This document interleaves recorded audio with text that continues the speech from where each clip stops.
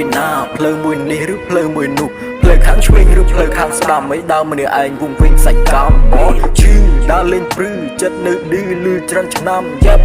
ខ្ជិលចង់ចាំមិនអត់ចំណាំពួកអាបែកឆ្នាំពួកវាខំសំញ៉ែងគ្នាគេឬគ្នាឯងពួកវាខំសំដែងទៅវាអត់ប្រយោជន៍សិតតែគេលួចចោះសិតតែវានេះចេះមិនគេខំម្លេះមកឡើងបបោរឿងងាងស្វឹងឡើងចង់ស្វាំងដាច់តាំងគេចំណត់វាដូចបេសាយតែមិនឡាយដូចខ្មោចគ្រូទេដូចជាឆត់តែចង់ចូលមកចំណត់ទៅចាក់មកដែរអូគ្មានចំណាស្រត់ខំត្រកគេរកកំរៃខ្សោយប្រាជ្ញាក្នុងសាលាចប់ទី8គ្មានចំណាស្រត់ចំស្រណប់គេដូចស្រមៃ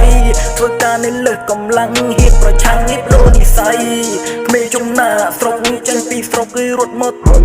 សច្ចៈធឿដឹងខំជាកូនប្រុសត្រូវមានវិន័យគិតម៉ែឪជាមុនរស់នៅមានគុណដំឡៃគុំស្លាប់ដូចជាពួងជីវិតរស់ត្រូវខាងដីខ្លួនមួយជីវិតមួយកុំទៅព្រួយត្រូវតែស៊ូខ្ញុំចង់ស្គាល់ឲ្យអងមុននឹងស្លាប់ចាប់ផ្ដើមឌូស្គាល់ឲ្យច្រើនដឹងឲ្យច្បាំងមុននឹងចាស់គេហៅពូដួលងើបដួលក្រោកអីកុំទៅថោកតាមវាលូ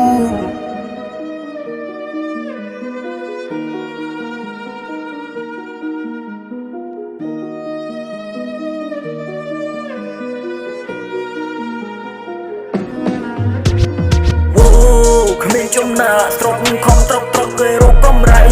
ខ្សោយប្រាជ្ញាក្នុងសាលាចប់ទី8គ្មានចំណាស្រត់ចំស្រណប់គេដូចស្រមៃធ្វើការនៅលើកម្លាំងហៀបប្រឆាំងនេះដូរនិស័យគ្មានចំណាស្រត់ចេញពីស្រុកគេរត់មកសច្ចៈធឿដឹងខំជាកូនប្រុសត្រូវមានវិន័យគិតម៉ែឪជាមុនរស់នៅមានគុណដំឡៃគុំស្លាប់ដូចជាពួងជីវិតរស់ត្រូវខាងតែ